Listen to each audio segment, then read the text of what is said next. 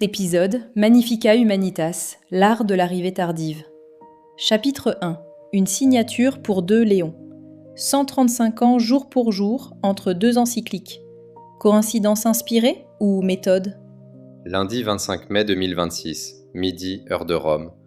La salle de presse du Saint-Siège distribue un document de 42 300 mots. C'est la première encyclique du pontificat de Léon XIV, élue il y a un peu plus d'1 an.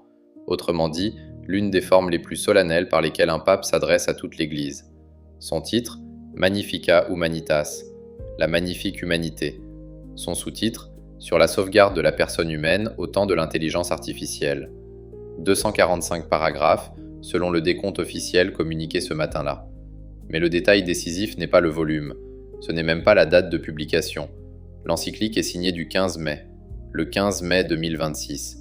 Exactement 135 ans, jour pour jour, après une autre signature. Même date, autre siècle, autre crise.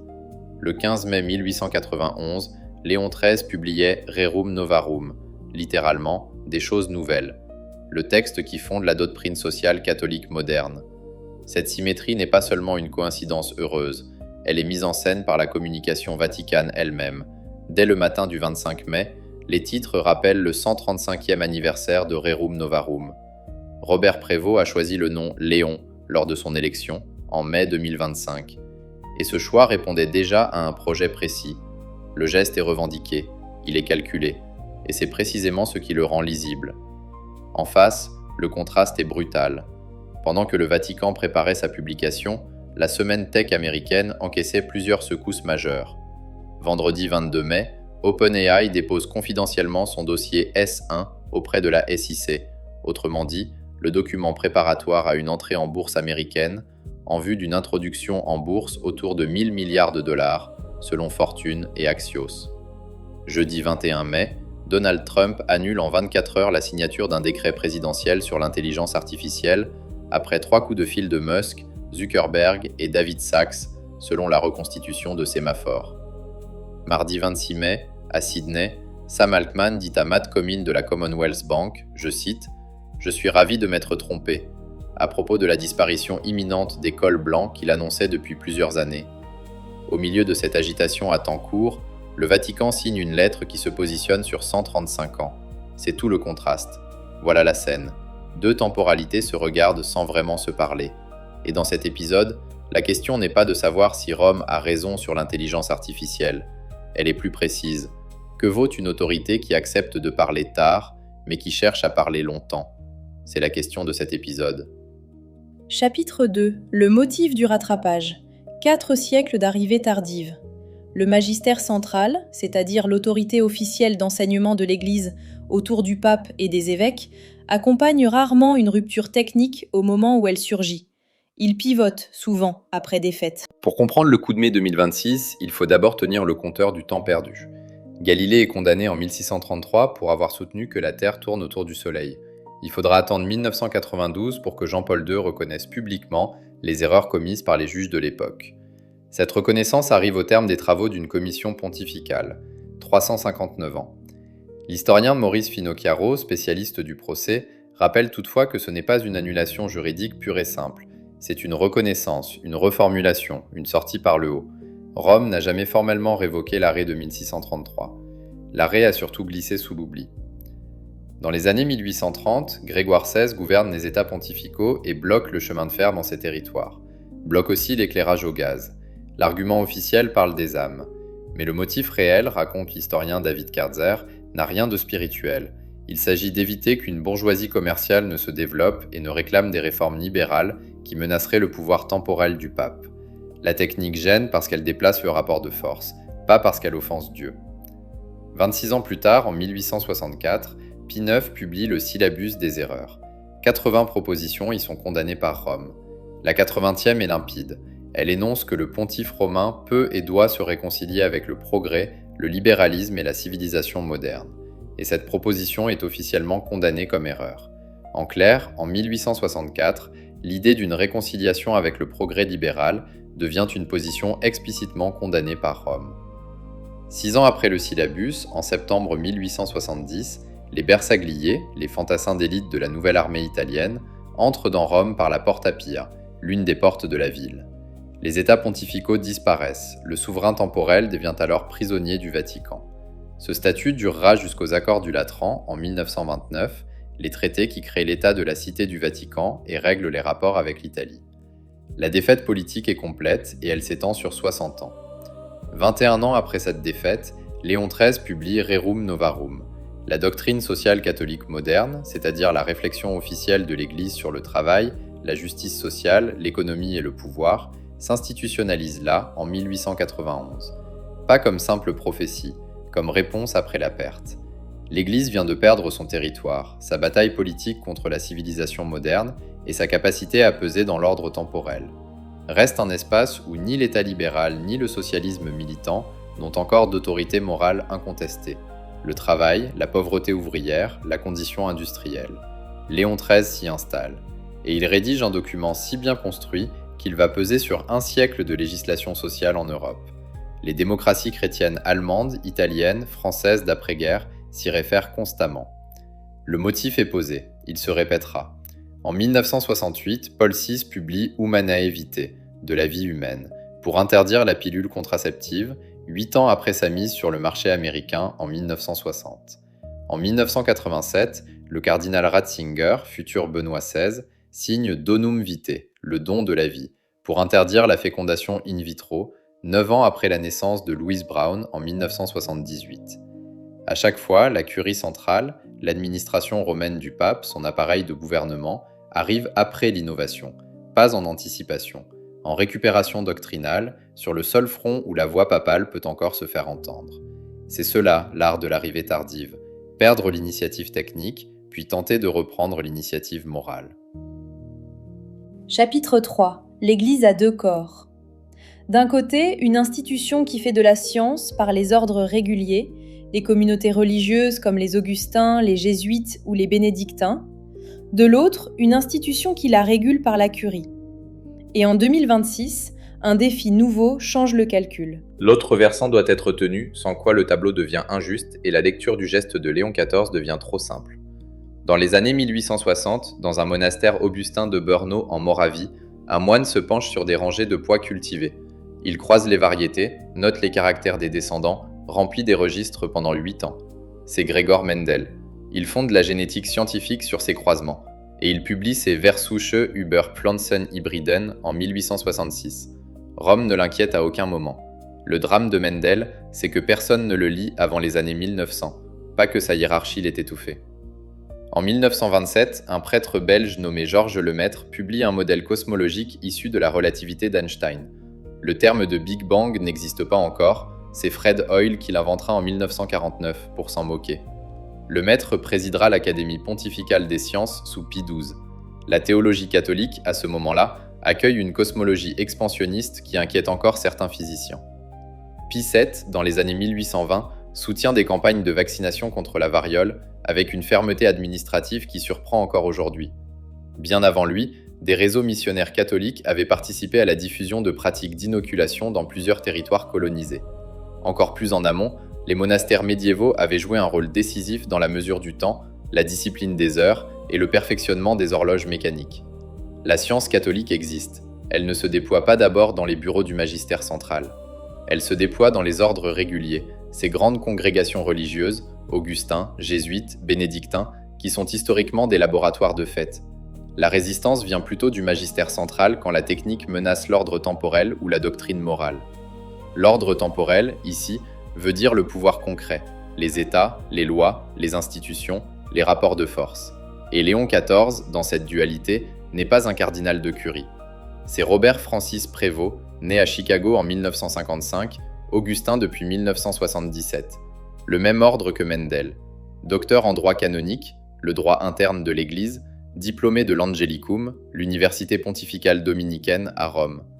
Prieur général de l'ordre des Augustins, autrement dit chef mondial de la congrégation, de 2001 à 2013. 10 ans missionnaire au Pérou, évêque de Chiclayo.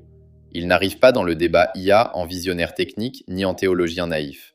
C'est un juriste institutionnel, formé à un appareil rédactionnel qui s'écrit pour durer un siècle. Mais en 2026, une menace nouvelle apparaît, que ni les bénédictins horlogers ni Mendel le généticien n'ont eu à affronter. L'intelligence artificielle n'est pas qu'une technique de plus, c'est un défi épistémologique direct. Pendant longtemps, une partie du public catholique a coexisté avec les tensions factuelles de l'écriture parce que la vérification coûtait cher et passait par un intermédiaire pastoral. Une foi populaire a pu maintenir Adam et Ève comme couple fondateur historique, le monde créé en 7 jours, les miracles comme événements. Alors que la critique biblique allemande, depuis Wellhausen au XIXe siècle, avait largement déplacé ces lectures. Ces énoncés résistaient parce que, pour les interroger, il fallait ouvrir un livre savant, un manuel de paléogénétique, l'étude de l'ADN ancien, ou un traité d'exégèse, c'est-à-dire d'interprétation savante des textes bibliques. Le coût intellectuel était haut. ChatGPT abaisse ce coût en 2 secondes. Un adolescent, ou même un enfant accompagné, peut maintenant interroger directement la machine sur Adam et Ève et recevoir une réponse documentée sans clergé, sans pastorale, sans aucune médiation. La théologie catholique académique, elle, a travaillé ces questions depuis longtemps. Pie XII, en 1950, dans Humani Generis, accepte explicitement l'évolution biologique. Vatican II, le grand concile des évêques tenu de 1962 à 1965, ouvre la lecture historico-critique de l'écriture avec la constitution Dei Verbum, l'un de ses grands textes sur la révélation et la Bible. Le catéchisme officiel invite depuis longtemps à lire les premiers chapitres de la Genèse dans un registre théologique et non comme un manuel de chronologie naturelle. Mais une partie du public catholique pratiquant n'a jamais vraiment intégré ce travail. L'IA va l'exposer massivement à des tensions qu'il n'avait jamais explorées seul. Léon XIV aurait pu disputer ce front, une encyclique centrée sur la vérité scientifique, sur la méthode expérimentale, sur la place du miracle dans la modernité. Ce n'est pas le choix de Magnificat Humanitas. Le pape choisit de ne pas livrer la bataille sur le terrain où l'institution n'a plus l'initiative. Il se redéploie vers l'éthique sociale. Exactement comme Léon XIII, en 1891, prenait le travail pour ne pas batailler sur le libéralisme politique qui était déjà perdu. Là encore, arrivée tardive, déplacement du terrain, reprise morale. Chapitre 4. La méthode Léon en 2026. 3 textes, 16 mois, une architecture rédactionnelle pour les comités d'éthique de 2030. Le calcul devient encore plus précis quand on regarde la séquence. Magnificat Humanitas n'arrive pas seul, c'est le 3e volet d'une architecture pluriannuelle assumée. Janvier 2025, 2 instances de la Curie, disons pour simplifier 2 ministères du Vatican, copublient Antica et Nova, le dicaster pour la doctrine de la foi plus le dicaster pour la culture et l'éducation. Un dicaster, dans le vocabulaire romain, c'est donc l'équivalent fonctionnel d'un ministère. 117 paragraphes sur le rapport entre l'intelligence humaine et l'intelligence artificielle. Ce n'est pas une encyclique, c'est une note doctrinale, un niveau plus bas dans la hiérarchie magistérielle, mais plus précis sur les questions techniques. On y trouve déjà l'argumentation centrale sur l'anthropologie, l'éducation, le travail et même la guerre. La note est citée abondamment dans les notes de bas de page de Magnificat Humanitas. Mars 2026, la Commission théologique internationale, un groupe d'experts qui conseille le Saint-Siège sur les grandes questions doctrinales, publie Quo Vadis Humanitas, un texte préparatoire de l'encyclique, lui aussi massivement référencé dans les notes. 3 documents en 16 mois, ils se citent l'un l'autre, et ils convergent vers le geste du 25 mai. C'est une orchestration rédactionnelle préméditée, pas une réaction émotive à l'actualité tech. Léon XIV est exactement le bon profil pour la conduire. Juriste canonique, formé à un appareil qui s'écrit pour durer 1 siècle. Augustin, l'ordre qui a abrité Mendel, une tradition qui n'est pas hostile à la science par principe. Missionnaire péruvien qui a vu de l'intérieur ce que l'extractivisme international, l'exploitation intensive des ressources minières, énergétiques ou agricoles, fait aux populations sans recours. Et premier pape venu des États-Unis dans l'histoire de Rome. Il connaît le vocabulaire institutionnel américain, il sait à qui il s'adresse. L'encyclique elle-même est ciblée avec une précision juridique remarquable. Au paragraphe 5, le pape écrit textuellement, je cite, « In the past, it was largely up to the state to guide and direct innovation. Today, however, the main drivers of development are private, often transnational, parties that are endowed with resources and the capacity to intervene that surpass those of many governments. » Traduit littéralement, autrefois c'était largement à l'État de guider l'innovation. Aujourd'hui, les principaux moteurs sont des acteurs privés transnationaux dont les ressources surpassent celles de nombreux gouvernements. C'est doctrinal plus qu'idéologique, et des chartes de critères environnementaux, sociaux et de gouvernance, ce qu'on appelle ESG dans le langage des entreprises, pourront s'y appuyer dans les années qui viennent. Le paragraphe 71 va plus loin encore. Il énonce, toujours en anglais d'origine, « The principle of subsidiarity applies especially in the context of the digital revolution. Here, the highest level is not the state, but rather major economic and technological actors. En clair, dans le numérique, le niveau le plus élevé n'est plus l'État, mais les grands acteurs économiques et technologiques. La subsidiarité dans la doctrine sociale catholique, c'est le principe qui veut que les décisions soient prises au niveau le plus proche des personnes, tant que ce niveau peut agir efficacement.